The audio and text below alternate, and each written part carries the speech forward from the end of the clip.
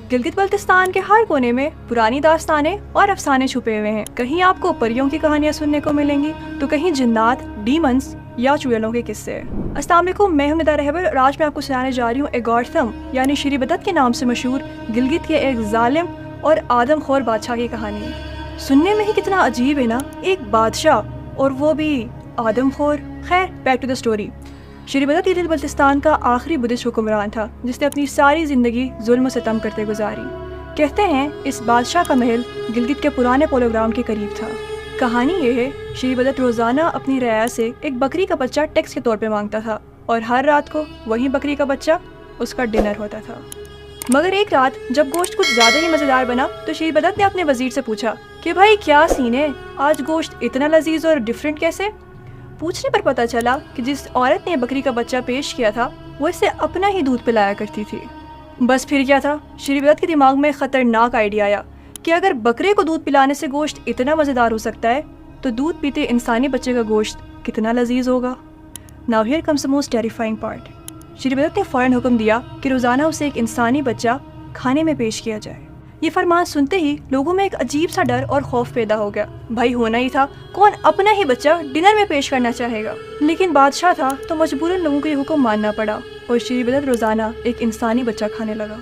हर कोई चाहता था कि श्री बदत से छुटकारा मिल जाए, लेकिन ये आसान नहीं था क्योंकि Shri Badat had some supernatural powers.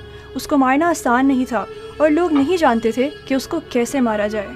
ये सिलसिला चल ही रहा था कि कहानी में एंट्री होती है अजरू जमशेद की, जो अपने दो भाइयों खसरो और शमशेर के साथ हुंजा और नगर फतह करके गिलगित के करीब दनियोर पहुंचा। उसका मकसद तो गिलगित पर कब्जा करना था, पर हर कहानी में एक लव एंगल तो होता ही है ना।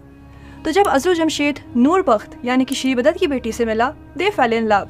मोहब्बत हो गई यार। अब नूर बख्त अपने अब्बा से तो बहुत प्यार करती थी लेकिन उनके फैसले के खिलाफ थी, तो अजरू और नूर बख्त ने मिलकर प्लान बनाया कि श्री बदत को मार कर लोगों को इस जुल्म से निजात दिलाया जाए।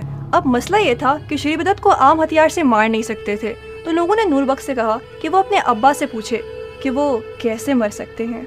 नूर बख्त के बहुत पूछने पर श्री बदत ने बताया कि उससे सिर्फ आग ही मार सकती है क्योंकि उसकी जान मक्खन की बनी हुई है जो कि आग के पास जाने से पिघल सकती है। अब जब मारने का तरीका पता चला तो एक प्लान बनाया गया। एक जश्न मुनक्किद किया गया जहाँ बहुत सारे लोगों को बुलाया गया और श्री बदत के लिए एक खास स्टेज तैयार किया गया। पर कहानी में एक ट्विस्ट है। ये जो स्टेज बनाया गया था इसके नीचे एक बहुत बड़ा खड्डा खोदा गया और स्टेज कुछ इस तरह से बनाया था कि जैसे ही श्री बदत स्टेज पे जाएगा वो नीचे बनाए खड्डे में गिर जाएगा। जश्न की रात को गिलगित के हर घर से लोग जल्दी लकड़ियाँ लेकर श्री बदत के किले की तरफ चल दिए। प्लान के अकॉर्डिंग जैसे ही श्री बदत स्टेज पे गया वो नीचे बनाए खड्डे में गिर गया और लोगों ने फौरन से आग लगा दी और श्री बदत को जिंदा जला दिया गया। Well, there are different versions of this story. कुछ लोगों के अकॉर्डिंग श्री बदत को शमशेर यानी कि अजरू के भाई ने आग से लिपटे तीर से मारा और कुछ के अकॉर्डिंग श्री बदत उड़कर इश्कोमन वैली में एक ग्लेशियर के नीचे छुप गया।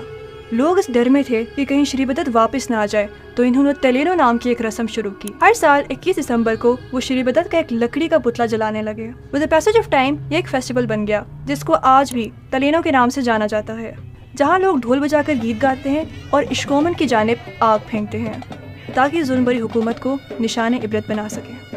तो ये थी कहानी श्री बदत की जो आज भी लोगों के दिलो दिमाग में जिंदा है और इसकी मौत का जश्न आज भी मनाया जाता है।